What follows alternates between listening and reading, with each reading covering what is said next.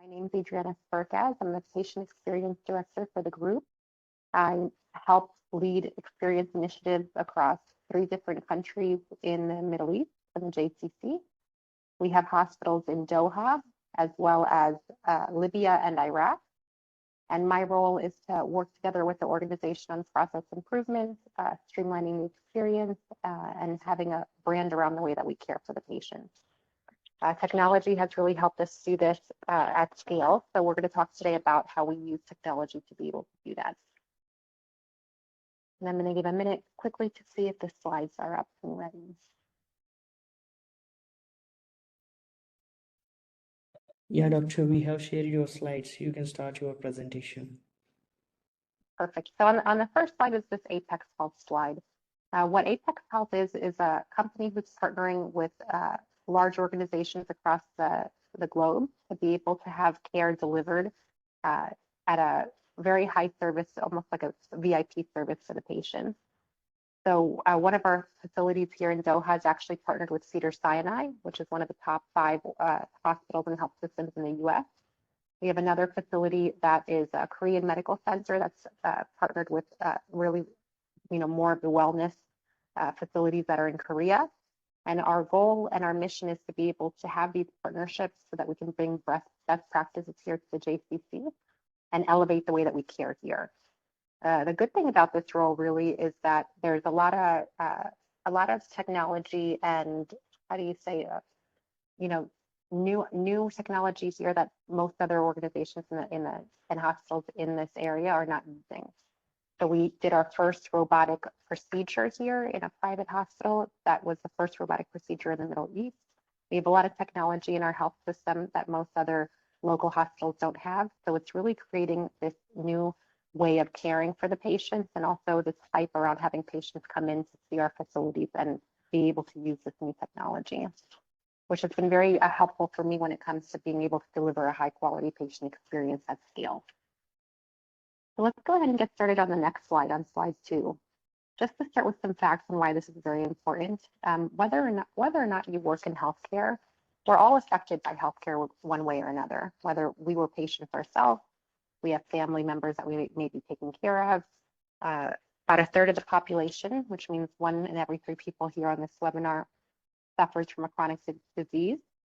About 40% of employees feel burnt out, and a lot of this is due to manual processes and lack of technology and streamlining. 18 million are expected to be as a global deficit of healthcare by 2030, as we have aging population. And then we have about 2 times as much global spending is projected between 2020 and 2040. So there's definitely a high need to be able to focus on how do we make it more affordable and scale it while still keeping the personal touch.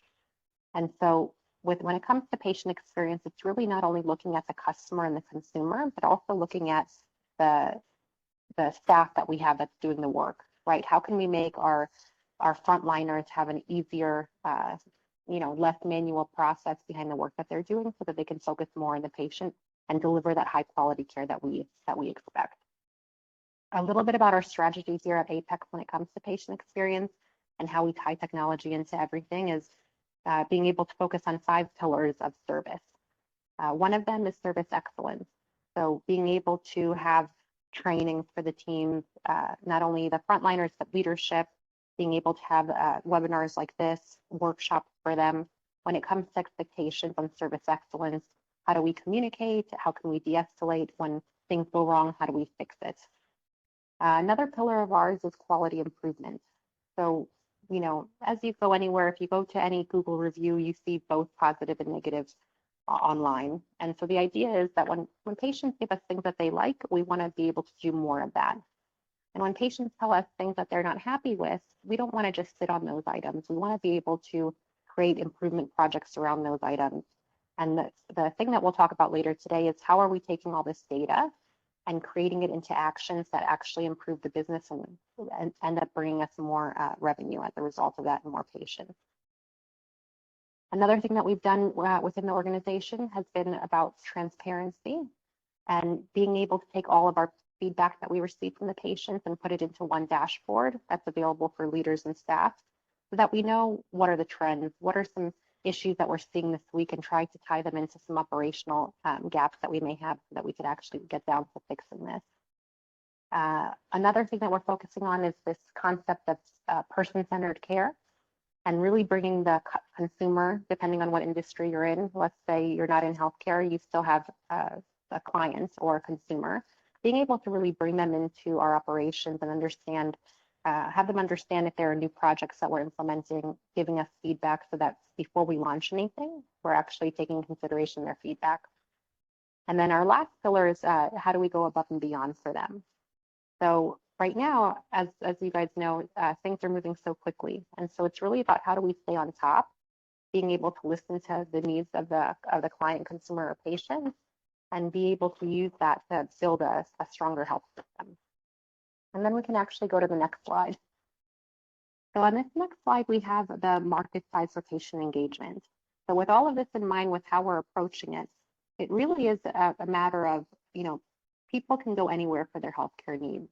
At times, you do have specialties where only certain physicians can see, certain diseases, but overall, the healthcare system kind of turning into a retail system, where if they're not happy with this facility or doctor, they'll tell everybody about it and they'll go somewhere else.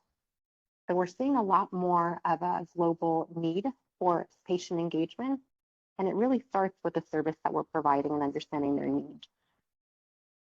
So let's go to the next slide on slide 4. So we know that it's important. We know that this is something that we're focusing on not only within our organization, but other organizations as well. But what do we need? And what are the challenges that are preventing us from getting there? So one of the things that we've been focusing on is awareness through training. So at the end of the day, what we realize as a new facility, we've only been around for a little over 2 years. A lot of this is going down to making sure the staff know what they're doing. Do they have its policies and procedures? Do they have their checklists? Do they know are they on board with the mission of the organization? And are we all going to this, seeing the same North Star? What we find is that there's also low penetration across different service lines around what service that we're trying to give.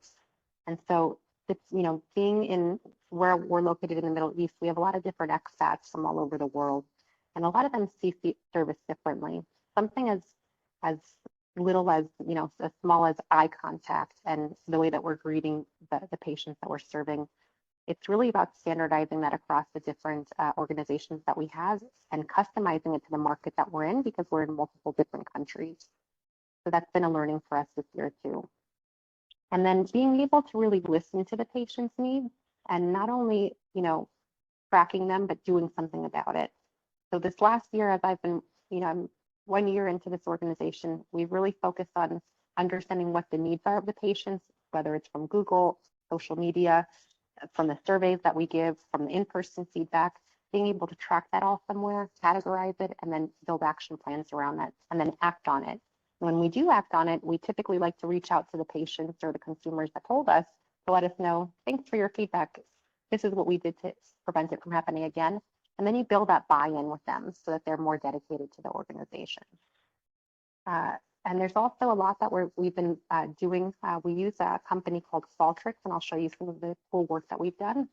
And they've been very helpful when it comes to giving us advice on building the dashboards and giving us strategic advice from experienced experts on how do we organize the data and what are the different data visualizations that we can do for the teams so that it's easy to understand where the problems are and how we can fix them.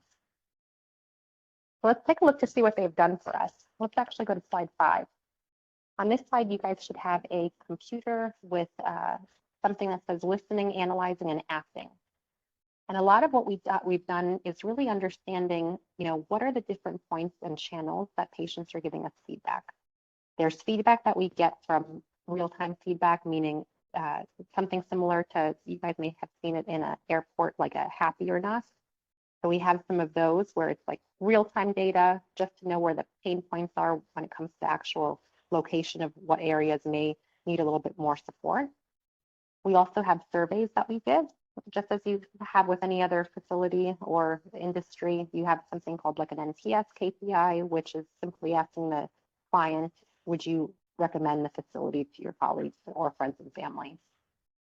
And then we have feedback that we actually learn from patients or caregivers or staff.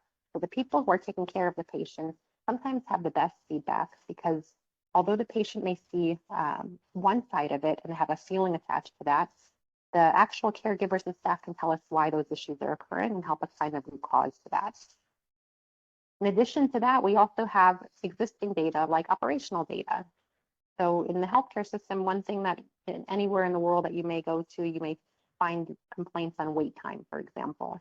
And so what's really nice that what we can do is we don't only take the feedback from the patients and staff, but we also look at the operational data, which is very black and white, to see how we can tie those into some of the themes.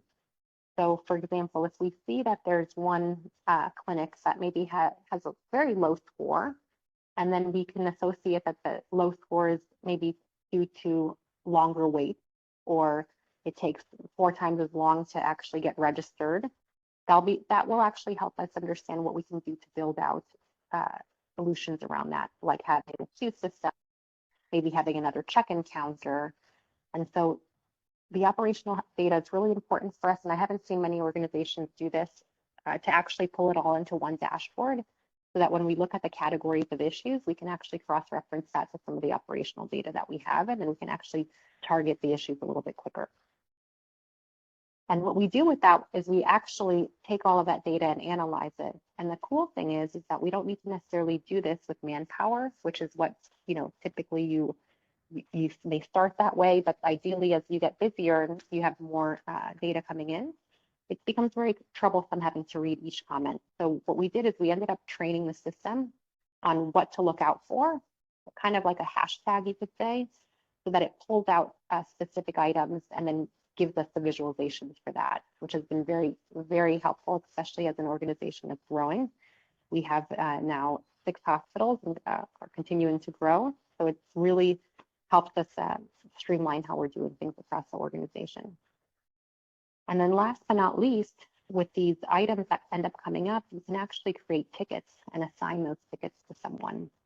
So you'll be able to close the loop, be able to even take notes on what those issues are, like root causes that you find, and then tie those together. And it really helps us, because the idea is that a lot of times you have data that's floating around. Some organizations will actually analyze it, whether it's done with AI or with manpower. But are we really closing the loop on those items? Are we learning from the items that we're seeing? And are we taking those findings and learnings and either sharing it with other service lines or even sharing with other facilities? So for example, if we have one hospital that had a new implementation because of some pain point that they saw in the data, we can actually pull those pain points and we review them with the other hospitals as well, so that we can have faster learning and be able to scale the way that we care. With this system, actually, we brought Qualtrics in about March of last year. So we haven't even had it a year yet with our patients. We have about 400% more monthly responses, where in the past we were only capturing less than 100.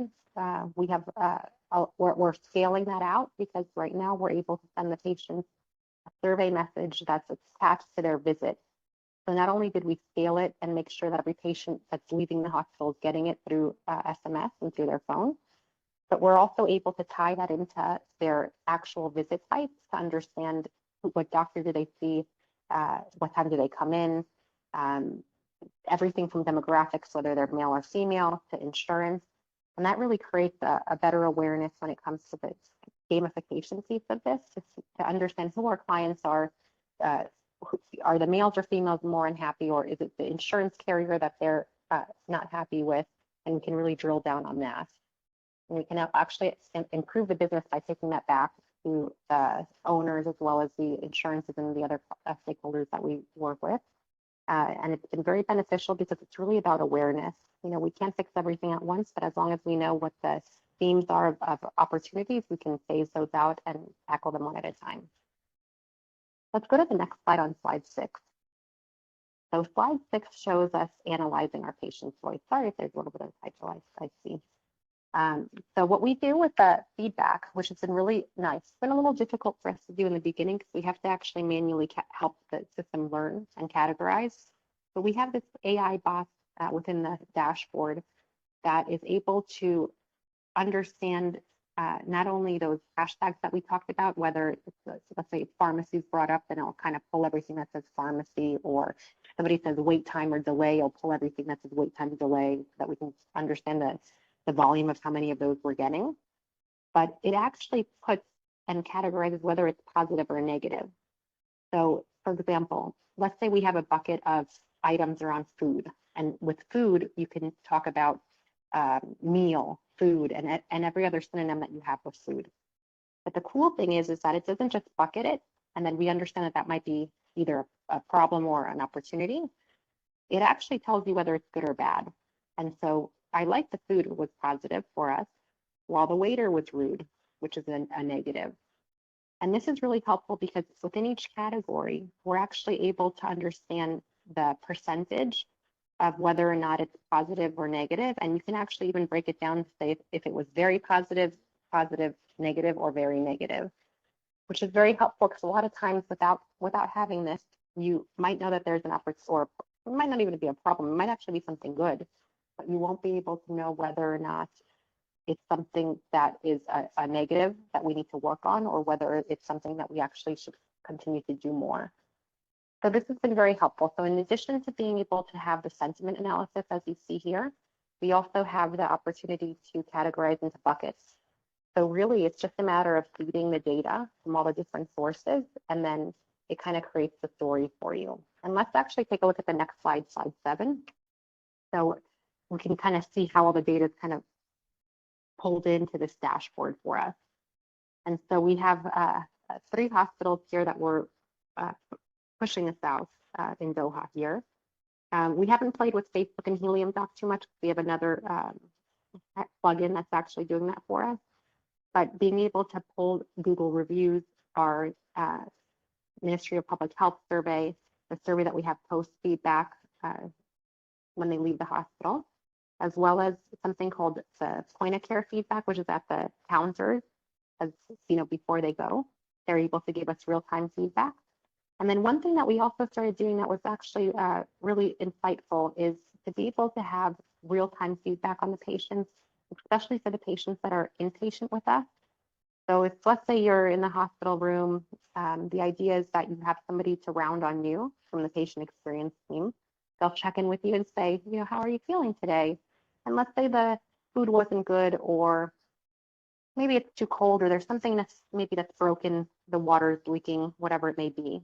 The cool thing about this is that as they're rounding, they can actually trigger the facility to be able to follow up on those items, or trigger another employee to call to follow up. So it's a lot less manual, and it's taking the burden away from having to walk out of the room, manually call the person responsible, but then have to follow up to see if it was done. And a lot of times what I find in healthcare is that we're running so quickly that a lot of times those details may get lost. And then at the end of the day, the patient never got the help that they needed. So being able to do this is you're tracking real time with timestamps, what the patients are sharing with you, being able to send a ticket or have somebody follow up on that item that may not be necessarily on the floor with you, but maybe in the back office, so that that item can actually get done. And it's all stored on a dashboard, and you can pull that into an Excel sheet if you like. And it's a lot easier to navigate as opposed to doing just the manual labor with the paper and pen and all the manual work behind that. So it's really created a much more pleasant experience for us. Let's look at the next slide here. So the next slide is one of my favorite slides, actually, and it talks about experience management and how we're optimizing with every interaction. And so typically, traditional focus is usually on service delivery, right? So usually most of the surveys that you may get in the healthcare setting will be, you know, what was your wait time? Your CSAT score, how was the service? Or after they left, you know, would you recommend us the NPS score that many industries use? But the cool thing that we've been able to do with Qualtrics is that you're able to take all the data points, whether or not they're from the patient, from the staff, from the operational data, and you can create a real story around what what the opportunities are, what's going well.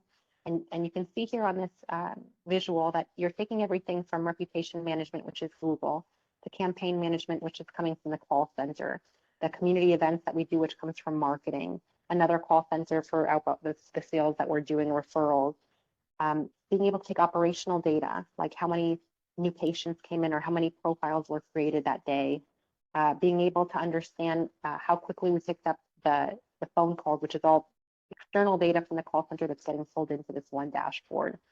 How many appointments were scheduled comes from the medical system that we have, the actual clinical system. And so when you take all of this operational data and mix it with the data from the different departments, and then mix that on top with what the patients are saying, you have a whole almost 360 view of what's really going on. And a lot of times, and what I've seen in other organizations is that if you have the data fragmented, it's really laborious and manual to actually have to go through to tie those pieces together. And many times it's not done because it's time consuming. And so the idea is to be able to drill down across many different layers and planes of data. And the nice thing about this is that you can actually tie the pain points together with the dashboard that we have, which is very beneficial. Let's go to the next slide. So the next slide talks a little bit about the app that we have. So about 6 months ago or so, we launched our app, which also can tie into the dashboard with the data.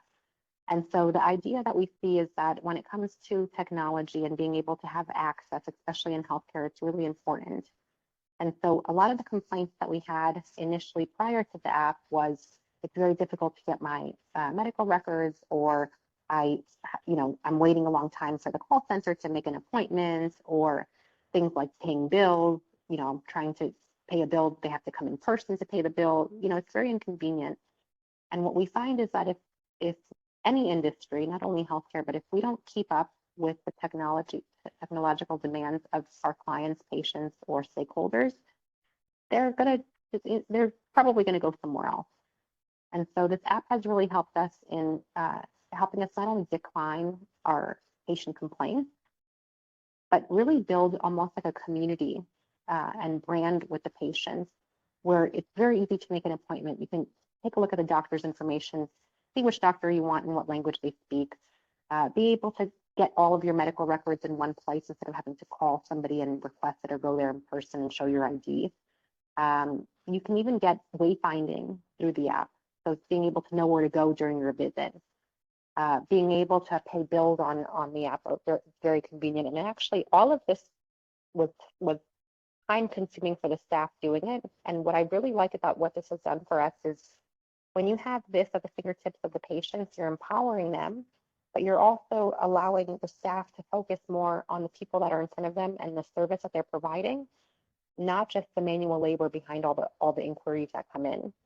So how we're using this app is to be able to take care of some of the mundane tasks, but necessary tasks that patients ask for, while our staff are more focused on the in-person journey and being able to provide good service. Let's go to slide 10, where it talks a little bit more about the app and what it does for us. I think this is the last app slide that we have. And so what's really nice is that not only are you able to, like I mentioned, pay your bills, but there's also a lot of education in the app. And so what I've seen that it does, there's a lot of excitement when patients find out about the app and they didn't know they have it. It becomes almost like an extension of our business where they can learn. There's even communities that they can speak to. There's the ease of scheduling, canceling, rescheduling, memos that will come up as you can see, navigating it, please season or come in. So all of the departments are able to make an impact and touch the patient without actually having the patient come in to the office to do so. And this has actually created a little bit more of like a sense of belonging for the patient, and it also personalizes the service that we're giving them. And then I know that we're running a little bit low on time, so we are almost done here. I think there's 1 or 2 more slides left. The next slide that we have is about how all of these drivers work together, from the patient, employees, and also the enterprise and the stakeholders.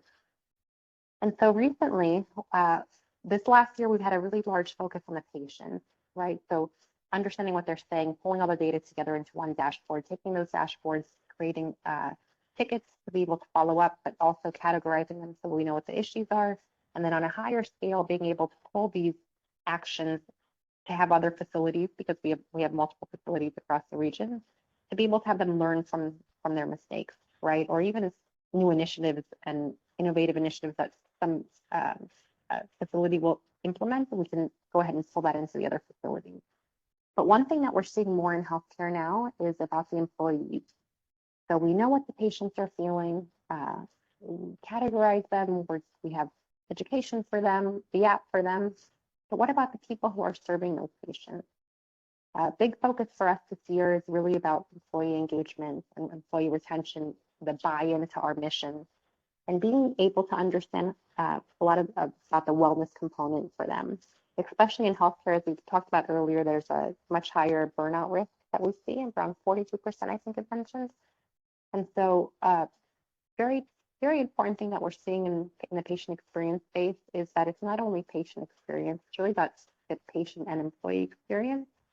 Because if the employees don't have the technology that they need, or they're not aware of the processes, or they don't feel empowered, they're not going to be able to bring that sense of empowerment to the patient. And so a lot of what we've been working on right now are campaigns around employee wellness, being able to have them have the channels for the employees as well. We do employee surveys, but we want to be able to expand that more, where they have a portal and comments that can flow in at any time. If they have an idea, we want to hear it. And what we find is that if you can almost create like a top and a bottom, we have patient experience on one side and employee experience on the other side. The employee experience is more around the processes, and they'll be able to really help us understand what needs to be changed, especially the ones on the front, frontliners and on the front end. And patients are more about the feeling, as a result of the processes, it's how does it make them feel? And so we just built a dashboard for employee satisfaction, where we'll be able to also take their feedback, categorize it, trend it. And then we have almost like two venues of work to really focus on.